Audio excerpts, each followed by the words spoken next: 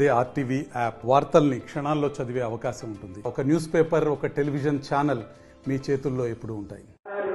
మరి మన స్థానిక నిజాంపేట గ్రామంలో ముదిరాజ్ కులస్తులందరి యొక్క సహకారం చేత మనం అద్భుతంగా నిర్మించుకున్నటువంటి ఈ యొక్క పెద్దమ్మ తల్లి దేవాలయ ప్రాంగణంలో నిన్నటి నుంచి వార్షికోత్సవ కార్యక్రమాలు ప్రారంభమైన నిన్నటి గణపతి పూజ పుణ్యవాచనంతో మొదలుకొని మరి ఈరోజు రెండవ రోజు కార్యక్రమము మరి లోక కళ్యాణం కోసము అమ్మవారికి చాలా ఇష్టమైనటువంటిది ప్రీతిపాత్రమైనటువంటి చండీ హవనం కార్యక్రమము ఈరోజు మనం ఈ యొక్క దేవాలయ మండపంలో ఆలయం ప్రాంగణంలో చేసుకోవడం జరుగుతుంది.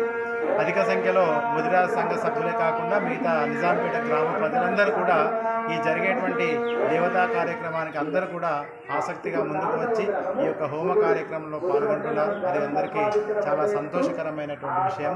మరి ఈ యొక్క దేవాలయంలో ప్రతిష్టతో మొదలైనటువంటి కార్యక్రమాలు మరి ప్రతి వార్షికోత్సవానికి కూడా అంగరంగ వైభవంగా అనేకమైనటువంటి పూజా కార్యక్రమాలు జరుగుతున్నాయి. ప్రజలందరూ కూడా దీనికి సహకరిస్తూ పెద్దమ్మ తల్లి యొక్క ఆయురారోగ్య ఐశ్వర్యాలు అమ్మవారి యొక్క ఆశీర్వచనాన్ని పొందుతున్నారు.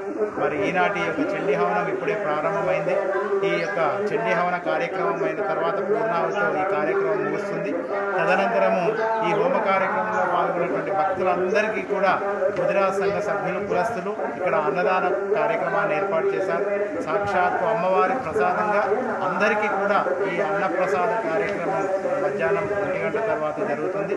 తదనంతరము మళ్ళీ సాయంకాలము అమ్మవారికి పోచమ్మ బోనాలు కూడా సమర్పించడానికి అధిక సంఖ్యలో భక్తులందరూ కూడా సన్నద్ధమవుతున్నారు. కనుక ఈ అన్ని కార్యక్రమాలు జరిగేటువంటి యొక్క దేవతా కార్యక్రమాలన్నింటిలో కూడా ఈ యొక్క ఎవరైతే భక్తులందరూ పాల్గొంటారో వాళ్ళందరికీ కూడా ఆ యొక్క జగన్మాత అయినటువంటి తల్లి అందరికీ కూడా ఆయురారోగ్య ఐశ్వర్యాలు పాడే పంట అందరికీ కూడా ఇవ్వాలని చెప్పి మనస్ఫూర్తిగా కోరుకుంటూ శ్రీమాత్రే.